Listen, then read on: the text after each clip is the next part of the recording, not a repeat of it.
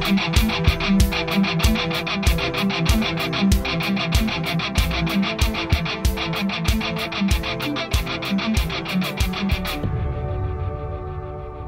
is Dr. Jerome Corsi, and today it's Thursday, November 16th, 2023. Thank you for joining us at thetruthcentral.com. Please like the website. Please pass around words of it. Subscribe.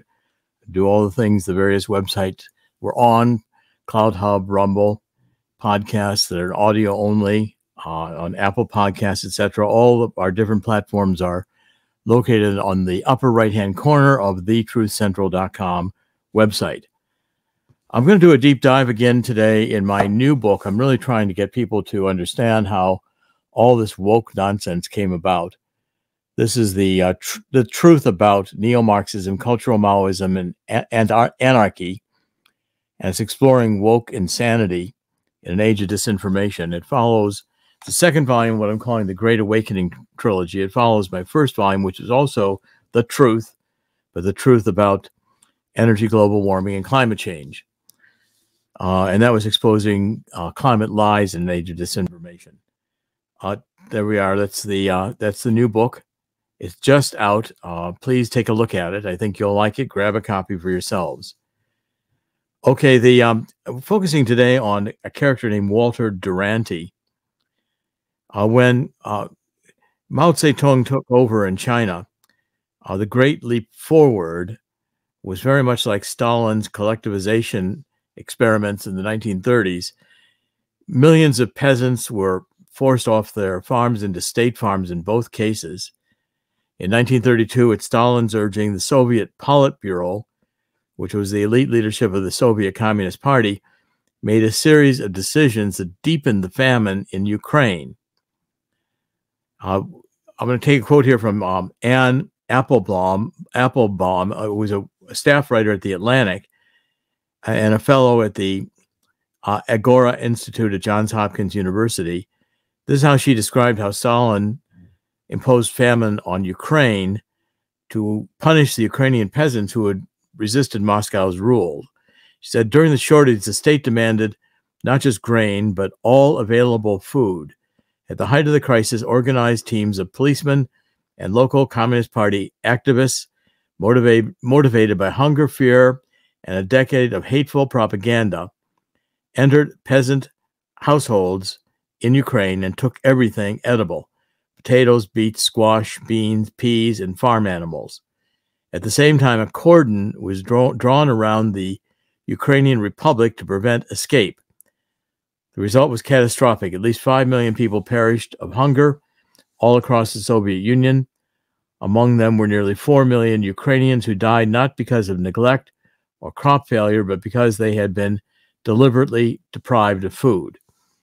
That's how communist regimes deal with their citizens. They depopulate and engage in mass famines. Now, the focus of this is a correspondent for the New York Times named Walter Duranty, who was in Moscow as the Times correspondent to Moscow from 1922 to 1936. And Duranty complied with the Moscow Communist Party attempts to censor any news that would put the Soviet state in bad light. So the press corps had to have permission to live and work within Russia. However, and without the official stamp of the Soviet press department, the Central Telegraph Office would not send their dispatches to their newspapers. Duranty complied willingly in the Soviet cover-up of the Ukrainian famine, not out of ideological preference for communism, but as a show of good faith to Moscow, and that in turn provided him with a luxurious and remarkably decent lifestyle. So he had a large flat in Moscow. Duranty had the service of a car. He had the availability of a mistress for sex. He had access, best access of any correspondent in Moscow, and received coveted interviews with Stalin twice. His dispatches made him one of the most influential journalists of the time. In 1932, his series of articles on the successes of Stalin's farm collectivization program and his 5-year plans won Duranty a Pulitzer Prize. Okay, so here's a guy who is New York Times. New York Times, you can see, has been lying to us for a long time. Duranty went over to Moscow, got in the good graces of Stalin, and did not report on the Ukrainian famine. So at the height of his lifestyle, Duranty lived a life of drugs, alcohol, and the most glitzy, expensive nightclubs that New York offered. In exchange for this, he sang Stalin's praises. There's a biography of him done, which I have here, a copy of it. It's called Stalin's Apologist. It's by S.J. Taylor. It's Walter Duranty and the New York Times Man in Moscow. This is a dark light in the New York Times, which is again being repeated by the political reporting.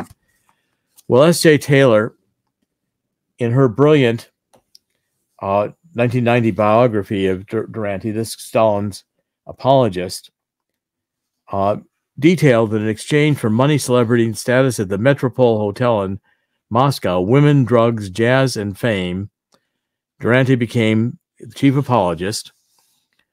And he was also involved in Satanism. We'll get to that in a minute. He basically lied for all the time he was there about how great the Bolshevik Revolution was. So Taylor writes, as fascism rose in Europe and Japanese imperialism threatened the East, the Western powers sank deeper into the quagmire of the Great Depression, unable, it seemed at the time, to protect themselves from these forces. Against this background, Duranty touted the accomplishments of Stalin's 5-year plan, ushering in what will come to be called the Red Decade. The stubborn chronicle of Soviet achievements made him the doyen of left-leaning Westerners who believed that what was happening inside Russia, Soviet Russia, held the key to the future of the world. So the utopian idea, prompted by lies, is nothing new, and the hype for communist China, despite its totalitarian state, is repeating what was done when Russia was the American left's dream of a wonderful state and a utopia, and apologists like Duranty created that myth. Okay, so there are a few reporters who at the time did try to report the truth, and there's actually a film about this made, and I'll try to get to that in a minute. But there was a couple of newspaper account reporters. One was Gareth Jones. He was a 27-year-old Welshman who had studied Russian, French, and German at Cambridge University. And he worked as a private secretary to former British Prime Minister David Lloyd George during World War I. I believe that was it, or maybe it was, I guess it was subsequent to World War I. At any rate, he went and witnessed the Ukrainian famine. And I believe the movie is done about him. I'll have to try to look that up in a second. But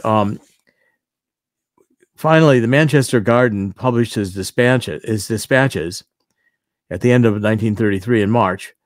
At the end of March 1933, the newspaper had published earlier accounts by Malcolm Muggeridge, Muggeridge, the only person to report on the famine in Ukraine. Muggeridge arrived in Moscow in September 1932 with his wife and niece of prominent British socialite Beatrice Webb. Kitty Muggeridge arrived in Moscow pregnant with her second child, having left their son behind in a school in England. Muggeridge's real purpose to coming to the Soviet Union was to join in the effort of building socialism. He too wanted to praise how great Stalin was. It's a big effort in the left, in both the United States and Great Britain, to think that communism was just the perfect solution to the world's problems. Muggeridge's disappointment started, though, when he wanted to look for an apartment. He decided to live like common Moscowits. He planned to become one of them. He wanted to report how life was. All he could find were rooms that invariably turned out to be part of a room, which at best, the possibility of a blanket hanging as a curtain to portion off the part of the room that his family lived in. He began writing stories for The Guardian, pointing to the problems of the Soviet Stalin's collectivization. They brought the peasants off their traditional farms where they had been living and feeding themselves for centuries and put them in these great collective farms where nobody owned anything. They thought they were going to produce more food and it was going to be better because they were eliminating capitalism. What Muggeridge reported was the peasant population was starving. Muggeridge documented this, writing the following in a British embassy dispatch to the newspaper, The Guardian, dated March 22nd, 1933. I mean starving in its absolute sense, not undernourished, as for instance most Oriental peasants and some unemployed workers in Europe, but having had for weeks nothing to eat. We have nothing. They have taken everything away. So he left the Soviet Union an embittered and disappointed idealist.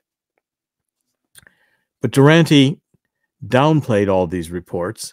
He said there was some mismanagement of collective farming, but he attributed it to the novelty of the project.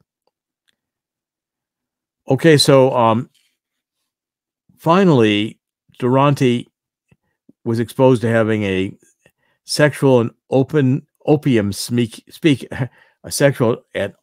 smoking relationship with the occultist Aleister Crowley, both men. So what S.J. Taylor says, essentially, that he had Stalin's apologist, Durante, developed a relationship with Satan. And Taylor noted that Durante and Crowley cemented their relationship because of the pair's common interest in smoking opium and in a woman said to be the former artist's model, Jane Sharon, who represented to Crowley throughout his life the epitome of the Scarlet Woman, the whore of Babylon. That's in Revelation 17:4, which is Crowley's idea of femininity. Crowley also referred to himself as the Beast 666, a reference to the Antichrist from the book of Revelation, Revelation 13:18. And Professor Paul Kengor in a 2022 book, The Devil and Karl Marx, pointed out that the wickedest man in the world, also known as the Great Beast, had a strong influence on modern Satanism, which is a theme we'll see throughout this book associated with Marxism. So Crowley, Marxism, and Satanism have gone together for a long time. Crowley practiced all forms of strange magic, which is spelled M-A-G-I-C-K, including black magic, with macabre, otherworldly sexual perversion, especially shocking for this time around the turn of the 19th to the 20th century into 1933. Kengor contemplated several of the bizarre sexual scenes. Kengor wrote, "This was sick stuff, certainly demented. The ritualistic element smacks not only of blasphemy, but a certain form of pagan activity, perhaps even bordering on the demonic. Imagine this behavior for the New York Times feted Pulitzer winner, when the top reporters in the world, soiled by the great beast and his strange political bedfellows. Perhaps it was fitting private behavior for a man who would lie to the world about the deliberate starvation of millions of people by a murderous communist tyrant, Stalin, in the Kremlin." Finally, S.J. Taylor in 2020 published an article in the Daily Mail entitled "The British Playboy Who Was Stalin's Stooge," how war reporter Walter Durante covered up Kremlin-created famine that killed millions and allowed the left to continue worshiping a mass murderer. In that article, S.J. Taylor explained that Durante married Crowley's discarded mistress, Jane Sharon, who conveniently possessed a small fortune. So while Sharon succumbed to her opium addiction, Taylor reported that Durante had managed to wean himself off the drug. Same article, Taylor gave graphic descriptions of Stalin's genocide against the kulaks, a group of peasants that Stalin scapegoated as the cause of the failure for his 5-year plan of collective farming that was the genesis of the Ukrainian famine of 1932 through 1933. Taylor wrote, classed as farmers who owned as many as 3 cows, some chickens, and a few acres of land for the average family of 7, they, kulaks, were targeted for extinction and called bloodsuckers or vermin. 3 years before the actual famine, there was a widespread deportation of as many as 5 million kulaks to Siberia. Siberia. One of the few records kept of the liquidation of the kulaks as a class was a report from the Soviet secret police, the NKVD, which are the People's Commissariat for Internal Affairs. Deportees were stripped of their shoes and clothes, crowded into carriages, and dropped off in Siberia. Once there, they were abandoned without shelter in extreme cold and ordered to build buildings. Many did so by working almost around the clock without sleep so they wouldn't freeze to death. Inevitably, most died, their numbers replenished by the arrival of new deportees. He said, ironically, those deported, the kulaks, turned out to be the lucky ones. Those left behind were fated to become the victims of slow death by starvation in the famine. The symptoms of starvation are harrowing. There's a brooding for nourishment, a psychological obsession, which leads to involuntary movement of the jaws as if chewing. The gums turn white, the skin gray, suggesting a disease more like leprosy than hunger. There's an unnatural aging that causes even children to look old. As the bodies shrink, the eyes become large and unfocused, bulging and immobile. Children's bodies swell and their stomachs distend hugely. Festering sores appear, and the diarrhea associated with starvation begins. As the body consumes itself, there are sometimes hallucinations and other symptoms of madness. Once this stage begins, cannibalism is frequent. In Ukraine, there were many reports of parents eating their own children. Taylor added a postscript to the Daily Mail article stating that the New York Times never rescinded Duranty's Pulitzer Prize, although the newspaper conceded that Duranty's work, quote, measured by today's standards for foreign reporting, falls dangerously short. Well, I doubt if that's true anymore. There was, quote, no clear and convincing evidence of deliberate deception. These are the kinds of things that characterize the far left, communist left. These are the kinds of utopias they really create. And in their determination to be totalitarianism, they can create great atrocities. It's almost shocking to go back and really review the history.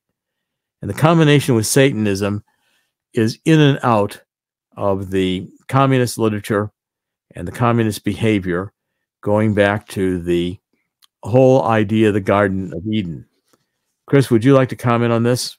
I remember the legend of Walter Duranty when I first started in in media back in the 90s. It was amazing because I had a lot of professors who I took broadcast journalism, radio, that sort of thing, and also minored in journalism.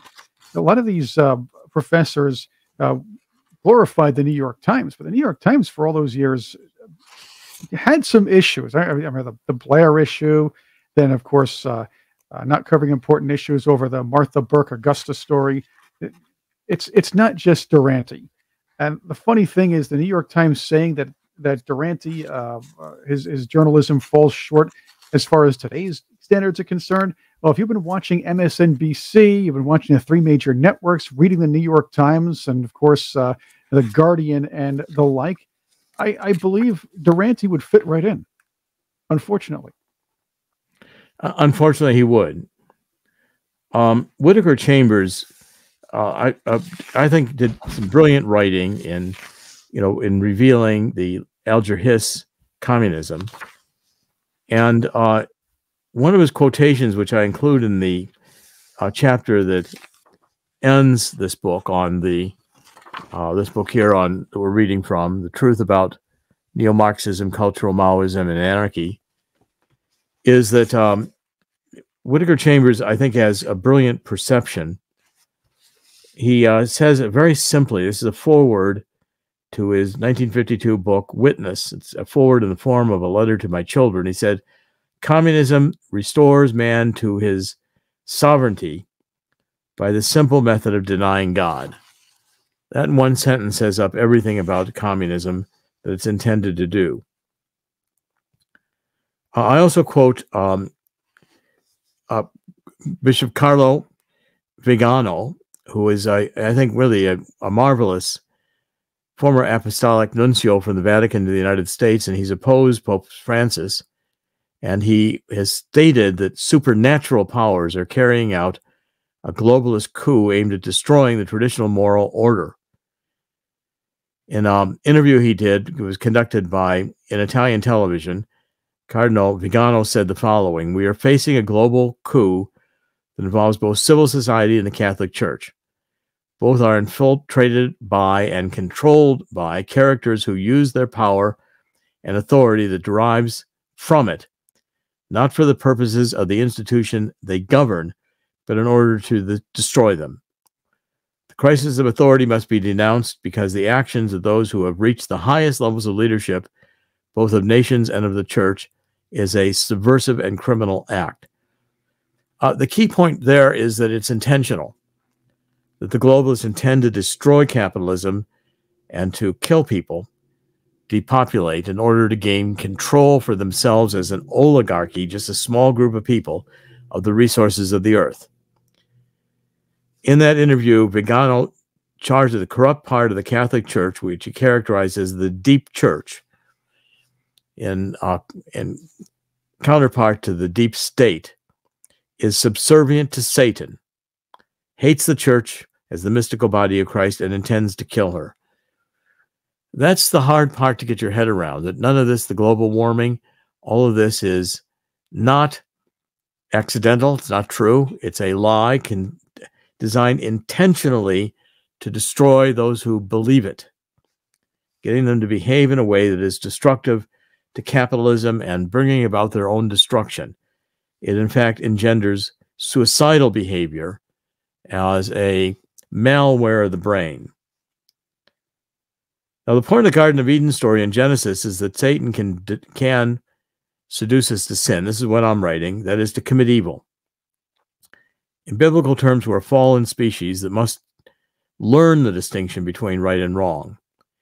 Equally important, we must make the moral decision to do good and avoid evil. When Moses came down to Mount Sinai with the tablets on which God had written the Ten Commandments, he found the Jews worshiping a golden calf. That's in Exodus 32:19. Moses smashed the tablets and destroyed the golden calf. When Moses came down from the temple for a second time, he carried a second set of stones on which the finger of God had written the covenant in the form of the Ten Commandments. This is Exodus 20. The first commandment affirms monotheism, ruling out the possibility that different gods may have different moral rules. Following two commandments, God instructs the Israelites to keep the Sabbath holy and to avoid taking the name of the Lord in vain. The following 7 commandments instruct us to honor our fathers and mothers, not to steal, not to kill one another, not to commit adultery, not to lie, and not to cover each other's spouses or goods. These moral rules, written in stone by the finger of God, do not require an advanced education or genius intelligence to comprehend. While technology advances with time, moral understanding does not pass from parent to child via genetics, nor does it advance in time. Moses' moral principles in Exodus are the same simple common sense rules of decent living a productive society follows even today. And they really shouldn't have to be told to a species like human beings, except that, in fact, is that we are, by our fallen nature, inherently prone to commit evil, inherently prone to think we can gain personal advantage by violating the laws of God, which are very simple to understand. Don't lie, don't kill, don't covet your neighbor's wife. The end of the woke social justice utopian, the ends days are dystopian. Governments and currencies collapse. Mass numbers of people die through starvation and disease. and the world plunges into thermonuclear war. But the end of times does not have to be written this way. Getting the truth about neo-Marxism, cultural Maoism, and anarchy into print is an important first step. Actually, it's an important first step whether or not anyone reads it. Just that it's written changes everything. That it's written and read increases its impact. But the impact is done once it's thought and written, because it's there to be seen now and in the future. When enough people understand the critical theory lies that dominate this age of disinformation, we have a chance of becoming awake instead of woke. We look upon the madness that has descended over Europe as Hitler's Nazism battled with Stalin's communism, and we wonder how civilized people living in cultures considered advanced could possibly have descended into the horrors of World War II. The human species survived the horrors of World War II, but it may not survive a thermonuclear World War III. And I end with Pope Leo XIII. He was Pope from 1878 to 1903. And he had a vision that was recorded. And this was recorded by Karl Vogel. And it led to a prayer to the St. Michael the Archangel, which was read at the end of the Catholic Mass for many years. Monsignor Karl Vogel related the legend of Leo XIII's vision as following. Many Christians learned to treasure the prayer of St. Michael more than ever before. Rather peculiar circumstance induced Pope Leo XIII to compose this powerful prayer. After celebrating Mass one day, he was in conference with the cardinals. Suddenly he sank to the floor. Several doctors were summoned at once, but found no signs of a pulse. The very life seemed to have ebbed away from the fragile and aging body. Suddenly he recovered and said, "What a horrible vision I have been shown." He saw the ages to come, the seductive power and the ravings of demons against the church in every land, but St. Michael appeared in the moment of greatest distress and cast Satan and his cohorts back into the abyss of hell. Such was the occasion that caused Pope Leo XIII to prescribe this prayer for the universal church. His prayer for St. Michael reads, "St. Michael, the Archangel, defend us in battle. Be our protection against the wickedness and snares of the devil. May God rebuke him, we humbly pray. And do thou, O Prince of the heavenly host, by the power of God, thrust into hell Satan and all other evil spirits who prowl throughout the world, seeking the ruin of souls." Amen. That prayer was removed from the Mass under Vatican II, which I consider to be the beginning of the socialist takeover of the Catholic Church. Now, when you understand that Pope Leo the 13th would have envisioned today's postmodern woke culture as the best version of the Garden of Eden's true of knowledge lie that Satan has ever constructed. And we have to resolve to continue shining the light of truth to dispel the neo-Marxists, the cultural Maoists, and anarchists who would have us believe. We have to pray in the spirit of 2 Chronicles 7:14 that God hears our repentance for allowing America to descend into this madness. Let us move forward that this 21st century woke social justice popular delusion will soon pass from the face of the earth, never to return again. With God, all things are possible, and the hour is never too late for redemption. That's the theme of this book. And it explains it in great detail, going into wokeness, going into Marxism, starting the origin in Kant of our experience being subjective, looks at the postmodernists and that, there is no objective truth.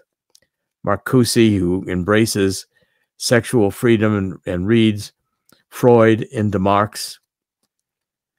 It's fundamental to understand the phenomenological world in which the left lives. The phenomenological world means their view of reality, because they live in a schizophrenic view of reality in which whatever they desire, whatever they want to define as who they are.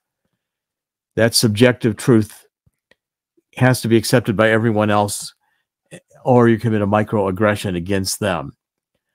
This glorifies schizophrenic. The schizophrenic has a private understanding of the world that's accessible only to the schizophrenic. And at its worst, as paranoid schizophrenic, you get John Nash. And if you've seen the movie A Beautiful Mind, you realize at the end that everything you've seen didn't really happen that way, but it was only his fantasy, his schizophrenia, that it caused him to experience reality that way. Now, these are mental illnesses, and they are malware of the mind, and they are founded in wanting to reject God so as to put human beings on the throne of God. The first book of this trilogy was about the fact that global warming is a lie. Those constructing it, like John Holdren, knew it was faulty science, but they knew it was seductive in the ability to convince a young generation to stop using hydrocarbon fuels, along with the realization that if we stopped using hydrocarbon fuels, we could not have the modern industrial society which supports 8 billion people. They're depopulationists. Like Stalin, famine, mass murder, all these things are acceptable. Third volume in this Great Awakening trilogy will be about transhumanism, because the global elite, the World Economic Forum select group, will soon, if they should succeed in destroying the United States and destroying capitalism, they will destroy next the woke, or their useful idiots, and they will establish themselves as the Ubermensch, the superhuman beings, the transhumans, who merge themselves with machines, put computers in their brains, and can live forever based on artificial intelligence, not having to work because the machines will do the work for them. These kinds of bizarre utopian dystopias do not produce what these deluded people think it will produce, because, in fact, the world is not set up to be perfect here. God rules this world, and the Lord's Prayer says that fundamentally, may God rule here as in heaven. It's what Jesus taught us to say. And in fact, God does rule here. That's why my perception is that God in the end always wins. Because God created this place out of nothing, he can disappear it into nothing. But that we exist means we have a spiritual existence. And those things which exist, I believe, continue to exist. Those things which do not exist may never exist. And the gift of a being, of existing, is a gift of God for which we are not responsible. And as such, we have to understand we need to obey God's laws here, as we most certainly will do in heaven if we get there. But the lie of Satan is to say God didn't make this place, earth, perfect. He could have, he didn't. If you eat this fruit, you'll learn how to make it perfect. Then you don't need God. You'll be superior to God. You'll perfected this place with me. Well, if you believe that lie, you end up in eternal torment. And having renounced God is the fundamental question at the heart of every human life. At the end of this experience, I believe we'll be asked one question by God, and that is, were you a faithful servant? Should we not be able to answer yes, the future of our existence is going to be to redeem that factor, and I do not know that it can be redeemed once the judgment of this experience has been reached. Chris? This eternal torment thing, I think it's already happened, because I feel like I'm there every time I have to hear Kamala Harris speak. That's eternal torment. And I watch the Mets too, so that's another thing. Well, that's just basically, you want to flagellate yourself a little bit and watch this team that you think is going to, that's all right. I do prefer to watch the Yankees, but again, in recent years, it's been hardly any difference. Yeah, I guess there's a parade in Spain I can go to. That's a different story. I don't know, but the point is that Earth is not supposed to work perfectly. It doesn't. It never will. And we're not supposed to be here without problems and to live a perfect life. Every human being has issues. I don't care how rich you are, how famous you are, there are issues. And the mature adult, one who learns to embrace Jesus Christ as your Savior, will understand fundamentally that God is always with us, and that we're not given problems we can't solve, and that persisting in resolving to be right, to do the right, is the only solution to this life existence. And we're now in an age of persecution. We're in an age where Christians are being persecuted, where diseases are, I don't know whether the vaccines are better, or the diseases, or, I mean, these things are just horrendous. We locked down society globally, which was insanity. And now we're saying carbon dioxide is a noxious chemical, even though we exhale it. We are polluters, even though we feed the plants. Anthropocene, the anthropos being human beings, we are the cause of our own destruction in this last age on earth, is what the left would have us believe. And the climate cultism is at its extreme. And I personally prefer not to follow this madness into the darkness. So in the end, God will always win. This is Dr. Jerome Corsi. Today is Thursday. It's November 16th, 2023. If you like the program, share it, like it, pass it on. We will be doing much more in 2024. We're having a new book coming out, which I think is going to be pretty exciting. We'll be previewing it here probably in December. This is Dr. Jerome Corsi and thetruthcentral.com, where we're doing podcasts every weekday. Thank you for joining us. God bless.